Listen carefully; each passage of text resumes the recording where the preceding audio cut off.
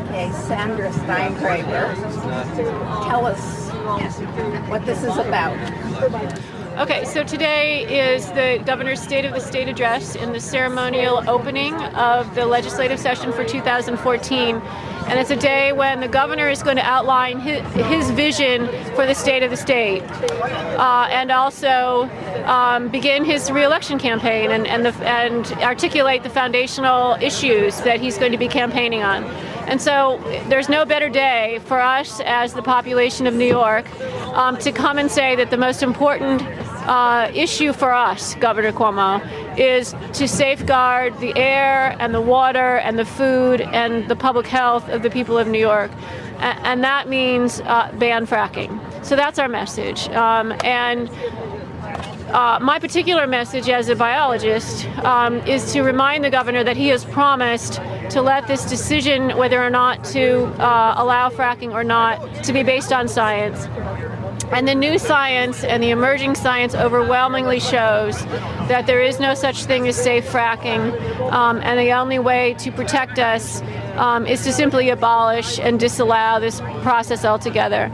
And so just in the last couple of months alone, we have seen emerging data from the state of Colorado showing that water collected near drilling and fracking sites has unusually high levels of endocrine disrupting chemicals, and these are chemicals that have the power to interfere with our hormones, and that means interrupting our cell signaling mechanisms and actually pathways of development itself. Those of us in the public health community worry greatly about chemicals with the power to interfere with hormones, because hormones are designed to operate at vanishingly small concentrations, at concentrations as minimal as parts per trillion can have dramatic effects. That's how we went through puberty. And so any alteration of our water with hormone-disrupting chemicals means that it's not safe, especially for women, children, and unborn babies. We have emerging evidence now from the state of Pennsylvania that, in fact, babies' health is affected when their mothers live near drilling and fracking operations during pregnancy. So we have data in the pipeline showing that babies born to mothers who live in close proximity to drilling and fracking operations are actually born smaller, and they have lower APGAR scores. APGAR score meaning a measure of infant responsiveness at birth, and that has consequences for infant health. And we have emerging data out of West Virginia showing that high levels of benzene in ambient air, and those actually corroborate data we already have from Colorado showing high levels of benzene in people's homes, living in some cases as far away as 3/4 of a mile from a wellhead. So all of these data tell me as a scientist that there's no example of fracking that's done in a way that doesn't fill our air and our water up with chemicals that are inherently dangerous. And so for all those reasons and more, Governor Cuomo, we need to redirect our energy dollars, our jobs creation dollars, our investment in renewable energy, and close the door on fracking. So very simple message. It'll be delivered by many different people. I'll be delivering it scientifically. There'll be a big showing of faith leaders who are looking at the protection of God's creation. There'll be lots of youth there who don't want their future fracked. So this same message, yes to renewables, no to fracking, will be delivered by a variety of constituent groups, a variety of citizens, each with their own passions and reason, but there are many paths up the mountain and they all lead to the same conclusion. We want renewable energy and we don't want fracking. Thank you. You're welcome. Okay, Krys Cail. Here we are on the bus going to Albany yet again. You have to think about this in terms of the very long-range kinds of harms that the potential for fracking in our area and the possibility of the storage of fracked gas in the LPG facility bring to the fore as possibilities. It's important for us all to be continuing year after year, session after session, to make clear what our vision for New York State is. And of course, it's hard for rural areas to be as strong and as powerful as some of the larger urban areas that may sometimes have the feeling that, the rural areas are, quote, empty of people, and therefore environmentally dangerous things can happen there and there'll be no effect to population. Of course, there's effect to wildlife.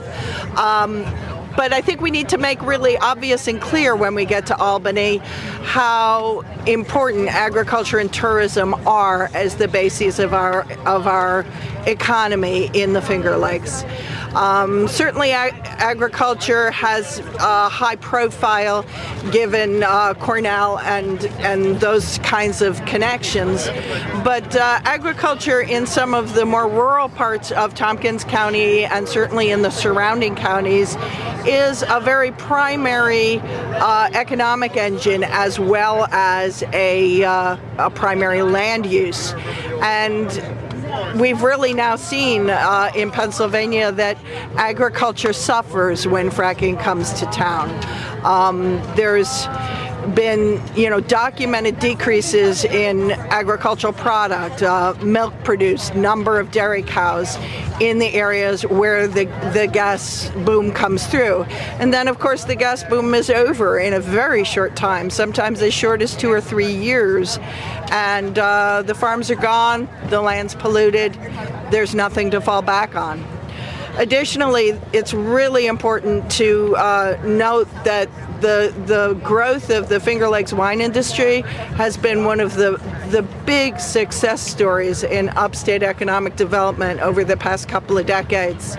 And only a fool would throw that away for a handful of shalionaires or whatever you want to call it, who will probably be rooked out of their royalties by gas companies that are kind of proven to have very low morals when it comes to business standards. So we're going to Albany again. We're going to tell our story again. You mentioned earlier that you don't have to go to Albany. Oh, that's right. Yeah. Now, I'm self-employed, so I can work on the weekend and, take time off to be there when the governor gives his speech. But it's interesting how our democracy works. Sometimes it's actually much more effective to visit your state and even national representatives at their district offices and tell them how you feel. Sometimes when you show up in Albany, particularly if you don't come on a day like today when there's a big rally and we're showing strength in numbers, but when you go to lobby in Albany at your elected representative's office, you sort of blend in with the other sort of professional lobbyists, be they gas industry lobbyists or, environmental lobbyists. And environmental lobbyists are wonderful people, but they live in Albany and that's sort of who they are and how they operate. When you show up at a local district office of a representative, you're very clearly a voter who lives in that locale. And that's a very good thing to do. Call them on the phone, too, if you can't get off work. Thank you. You're welcome.